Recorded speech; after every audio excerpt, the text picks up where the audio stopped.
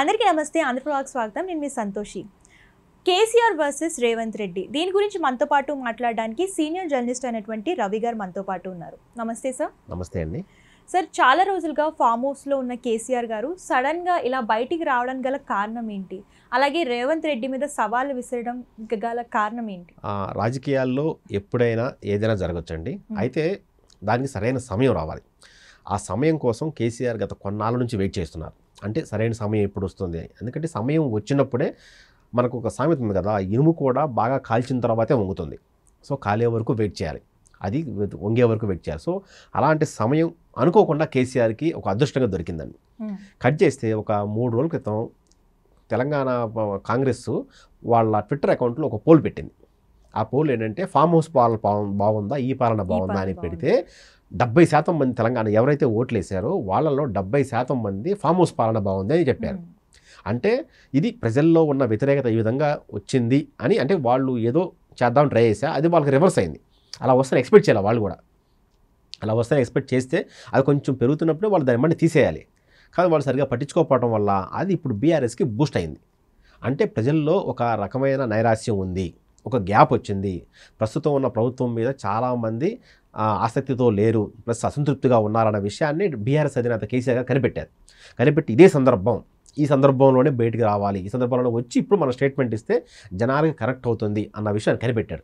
అందుకే అలా జరిగిందో లేదో వెంటనే మామూలుగా పార్టీ అంతర్గత మీటింగ్ మొత్తం పెట్టారు. ఆ మీటింగ్ తాలూకు వీడియోనే మనకు బయట, అందులోనే చూద్దాం ఏం చేస్తావో ఇప్పుడు నేను రాబోతున్నాను అని చెప్పి మొత్తం గట్టిగా స్టేట్మెంట్ కూడా ఇచ్చారు. ఈసారి గట్టిగా కొడుతున్నావు అని కూడా చెప్పారు. అంటే ఇన్నాళ్ళు చూసాము, మీకు వెయిట్ పీరియడ్ అయిపోయింది, మీకు హనీమూన్ పీరియడ్ అయిపోయింది, ఇక మేము రాబోతున్నాం, రంగంలో దిగబోతున్నాం అని చెప్పి ఆయన డైరెక్ట్గా చెప్పేశారు. దానితో చెప్పడమే కాదు, నేను సంబంధించి కొన్ని స్టేట్మెంట్ కూడా ఇచ్చేశారు. ఫిబ్రవరి నెలాఖరులో ఒక భారీ బహిరంగ సభ పెట్టబోతున్నారు. అంటే ప్రజల్లో ఉన్న ఈ అసంతృప్తిని దాన్ని క్యాష్ చేసుకోవడానికి కేసీఆర్ సిద్ధమవుతున్నారు. అదే టైంలో రాజకీయాల్లో ఇంకొన్ని మార్పులు జరుగుతున్నాయి. ఇప్పుడు నిన్న ఒక మంత్రి వ్యవహార శైలి కొంతమంది ఎమ్మెల్యేలు నచ్చాల, కాంగ్రెస్ ఎమ్మెల్యేలకి నచ్చకపోవడంతో వాళ్ళంతా కలిసి వాళ్ళ హైదరాబాద్లో ఒక దాదాపు 12 మంది ఎమ్మెల్యేలు ఎమ్మెల్యే జడ్చర్ల ఎమ్మెల్యే ఉన్నాడు అనిరుద్ధ్ రెడ్డి అని, ఆయన ఆధ్వర్యంలో హైదరాబాద్లో మీటింగ్ పెట్టారు. వాళ్ళంతా అసంతృప్తిగా ఉన్నారు. అంటే మాకు కావాల్సిన పనులు జరగట్లేదు, సో మేము ఎంత కష్టపడి ప్రజలకు ఎన్నో ఆ వాగ్దానాలు ఇచ్చి మేము అధికారంలోకి వచ్చిన తర్వాత మా వాగ్దానాలు కూడా నిలబెట్టుకోకపోతే ఎలాగా, వాళ్ళకి ఏ విధంగా మొహం చూపించుకోవాలి అన్న ఆలోచనతో వాళ్ళందరూ ఇప్పుడు బయటకు వచ్చారు. అయితే వీళ్ళు ఇవాళ మీటింగ్ పెట్టడం, నిన్న కేసీఆర్ పార్టీ శ్రేణులతో మాట్లాడటం, రెండింటికి సంబంధం ఉందా? అంటే వీళ్ళంతా కలిసి మళ్ళీ బీఆర్ఎస్కి వెళ్ళిపోతారా?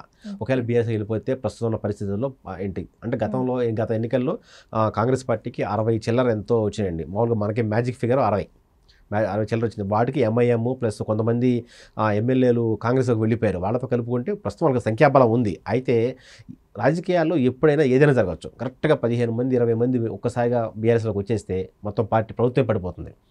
సో ఈ విషయాన్ని కేసీఆర్ గుర్తించినట్టున్నాడు. అందుకే ఆయన నిన్న స్టేట్మెంట్ ఇచ్చాడు. సో ఆయన ఆ స్టేట్మెంట్ ఇవ్వగానే వెంటనే రేవంత్ రెడ్డి కూడా ఇంకో స్టేట్మెంట్ కూడా ఇచ్చాడు కదా. సో అలా వెంటనే ఇలా రియాక్షన్ ఇవ్వడానికి గల కారణం ఏంటి? ఏమైనా భయపడ్డాడంటారా? భయపడే ఉండదండి. రాజకీయాలు చెప్పే కదా, రాజకీయాల్లో అవతల వ్యక్తి ఒకటంటే యువతల వ్యక్తి రెండంటేనే తనకు వాల్యూ. సో అతను గట్టిగా సమాధానం ఇవ్వాలి. అతను చెప్పింది మంచి అయినా చెడైనా మనం గట్టిగా సమాధానం ఇవ్వాలి.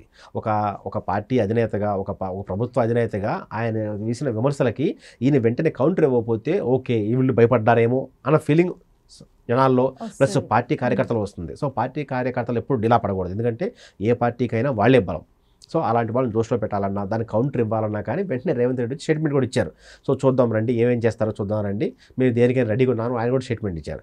అయినా కూడా ఎంత స్టేట్మెంట్ ఇచ్చినా కూడా ఎలా ఎమ్మెల్యేలు మీటింగ్ పెట్టడం, ఎక్కడైతే అసంతృప్తి ఉందో వాళ్ళకి సంబంధించిన ఆ డౌట్స్ అన్ని క్లారిఫై చేయడం కోసం అర్జెంటుగా మీటింగ్ కొంతమంది మంత్రులతో రేవంత్ రెడ్డి గారు మీటింగ్ కూడా పెట్టారు. అంటే దాన్ని అర్జెంటుగా దాన్ని మొక్కగానే ఉన్నప్పుడు దాన్ని తొంచాలని చూస్తున్నారు. ఎందుకంటే అసమ్మతి అనేది పెరిగి తర్వాత దాన్ని మనం సరిగా పట్టించుకోకపోతే తర్వాత పెద్ద ప్రాబ్లం అవుతుంది. ఎంత పెద్ద ప్రాబ్లం అవుతుందో ఒక్కోసారి ప్రభుత్వం పడిపోయే అవకాశాలు కూడా ఉండొచ్చు. అయితే రేవంత్ రెడ్డి ఆ సిచ్యువేషన్ తీసుకోండి, ఎందుకంటే ఆయన మొదటి నుంచి చాలా మంచి ఫైటర్. అంటే ఎలాంటి సిచ్యువేషన్ ఉన్నా దాన్ని ఫైట్ చేయడానికి ఆయన మొగ్గు చూపుతాడు. సో ప్రాబ్లం వచ్చింది, సో ఇప్పుడు కేసీఆర్ అనే వ్యక్తి మళ్ళీ యాక్టివ్ అవుతున్నారనే విషయాన్ని ఆయన కనిపెట్టిన విషయం. అందుకే వెంటనే ఎవరైతే మంత్రులపై అసంతృప్తి ఉందో, ప్లస్ ఎవరైతే కార్నర్ చేయాలని ట్రై చేస్తున్నారో వాళ్ళందరితో మీటింగ్గా పెట్టారు, వాళ్ళతో మాట్లాడుతున్నారు. సో వాళ్ళని బుజ్జగిస్తున్నారు. సో ఇది సిచ్యువేషను, ఈ సిచ్యువేషన్లో మీరు ఇట్లా చేయడం కరెక్ట్ కాదు. సో రాబోయే రోజుల్లో మీకు సంబంధించిన మీ ప్రాబ్లమ్స్ అన్ని సార్ట్అవుట్ చేస్తారని చెప్తున్నారు. అది అంటే వాళ్ళకి నయానో భయానో మొత్తాన్ని చెప్తున్నారు. అది ఇప్పుడున్న సిచ్యువేషన్లో అయితే మాత్రం కేసీఆర్ గారు యాక్టివ్ అయ్యారు. అదే టైంలో కాంగ్రెస్ శ్రేణులు కూడా చాలా యాక్టివ్ అయినాయి. ఎందుకంటే ప్లస్ మొన్న పోల్ కూడా పెట్టిన తర్వాత అది బూమరాంగ్ అయింది. ఇప్పుడు ఎవరైనా సరే ఇప్పుడు అది వాళ్ళకి పాజిటివ్ అవుతుందని ఎక్స్పెక్ట్ చేశారు, కట్ చేసి నెగిటివ్ అయింది. సో అలా ఎందుకు జరిగింది? సో నిజంగా ఈ సిచ్యువేషన్ బయట ఉందా, లేకపోతే ఎవరైనా కావాలని బీఆర్ఎస్ ఇప్పుడు ట్విట్టర్లో పోల్ పెడితే కరెక్ట్, ఫర్ ఎగ్జాంపుల్ ట్విట్టర్లో పోల్ పెట్టారు, ఒక 1000 మంది ఓట్లు వేసారు అనుకుందాం. 1000 మంది ఓట్లు వేస్తే 700 మంది పాజిటివ్గా 300 మంది నెగిటివ్గా వేసారు అనుకుంటే, కానీ 700 మంది పాజిటివ్గా వేసిన వాళ్ళందరూ బీఆర్ఎస్ అయితే అంటే ఇది జరగచ్చు కదా. అంటే అక్కడ ఎందులో ఏమైనా జరిగిందా అనే విషయం కూడా ఎంక్వైరీ చేస్తున్నారు. సో ఆ విధంగా ఎంక్వైరీ చేసి సో రాబోయే రోజుల్లో బీఆర్ఎస్ ప్రభుత్వాన్ని, అంటే మొదటి నుంచి వాళ్ళు చెప్తుంది మాకు ప్రతిపక్షం బీజేపీ అని చెప్పినా కానీ బీఆర్ఎస్ని రేవంత్ రెడ్డి ఎప్పుడు లైట్ తీసుకోలేదు. లైట్ తీసుకునే వ్యక్తి కూడా కాదు. ఎందుకంటే ఖచ్చితంగా వాళ్ళని ఎదుర్కోవాలి. వాళ్ళకి సంస్థాగతంగా ప్లస్ మారుమూల ప్రాంతాల్లో చాలా పెద్ద క్యాడర్ ఉంది. అలాంటి క్యాడర్ నిలబెట్టుకుని అందులో కేసీఆర్ లాంటి ఉద్దండుని ఒక అపర చాణక్యుడిని ఎదుర్కోవాలంటే మామూలు స్ట్రెంత్ సరిపోదు. దానికి తగినవాడు కాబట్టి రేవంత్ రెడ్డి ఫైట్ చేసి గెలవగలిగాడు. సో ఇప్పుడు ఆ ఫైటింగ్ స్పిరిట్ని ఇప్పుడు ఆయన వదిలేసే ప్రసక్తి లేదు. ఒక పక్కన ప్రభుత్వాన్ని చూస్తూనే పార్టీ అధినేతగా కూడా కేసీఆర్పై గట్టిగా ఫైట్ చేయాలని నిర్ణయించుకున్నారు. అందుకే దానికి తగ్గట్టుగానే వెంటనే దిద్దుబాటు చర్యలు మొదలుపెట్టి సో తన అందుబాటులో ఉన్న మంత్రులతో, అంటే ఎవరు అధికారులు లేకుండా ప్యూర్లీ పార్టీ మనుగడ కోసం, పార్టీని రాబోయే రోజుల్లో మరింత విస్తరించడం కోసం, ఈ ప్రాబ్లమ్ని ఇప్పుడే సార్ట్అవుట్ చేయడం కోసం దానికోసం మీటింగ్ పెట్టారు. దాని దగ్గర ప్రణాళిక కూడా రచించారు. అయితే ఒక పక్కన బీఆర్ఎస్ కూడా వాళ్ళు ఏమంటున్నారు, రాబోయే రోజులు ఫిబ్రవరి 1 నుంచి సభలు అంటున్నారు. మరి వాళ్ళకి పోటీగా సభలు వీళ్ళు కూడా పెట్టే ప్లాన్లో ఉన్నారు. అయితే ఇంకా అఫీషియల్గా అనౌన్స్ చేయలేదు. సో రాబోయే రోజులు దీనితో ఇప్పుడు ఆల్రెడీ ఎమ్మెల్సీ ఎన్నికలకు సంబంధించి ఇప్పుడు మామూలుగా దీంతోపాటు ఇప్పుడు కేసీఆర్ సడన్గా యాక్టివ్ అవ్వడానికి ఇంకో రీజన్ కూడా ఉందండి. ఇప్పుడు కొన్ని ఎమ్మెల్సీలు నోటిఫికేషన్ వచ్చింది. దాంతోపాటు ప్లస్ పంచాయతీలు మామూలుగా ఈ కార్పొరేషన్లకి ఎలక్షన్ జరగబోతున్నాయి.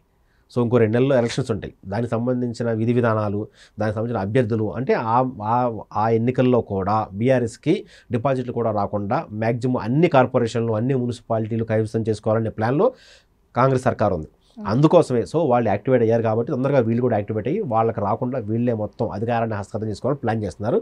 అందుకే సో వాళ్ళు ఎన్ని పై ఎత్తులు వేసినా కాంగ్రెస్ కూడా పై ఎత్తులు వేసి వాళ్ళు ఢీకొట్టాలని సిద్ధమవుతున్నారు. అందుకే ఈ మీటింగ్స్ అన్నమాట. సో ఇద్దరు యాక్టివ్ అయ్యారు. మరి ఇద్దరిలో అంతిమంగా ఎవరు గెలుస్తారు అనేది త్వరలో తెలబోతుంది. సార్, కాంగ్రెస్ పాలనలో ప్రజలు కూడా చాలా అసంతృప్తిగా ఉన్నారు.